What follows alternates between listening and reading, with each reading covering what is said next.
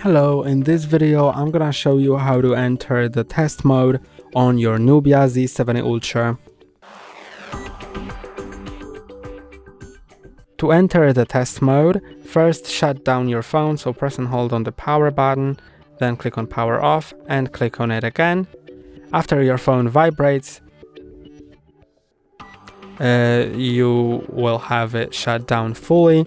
And now to easily just enter the test mode, press and hold on the power and volume down buttons simultaneously.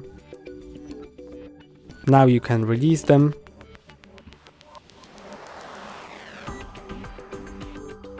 And now I'm in the factory test mode.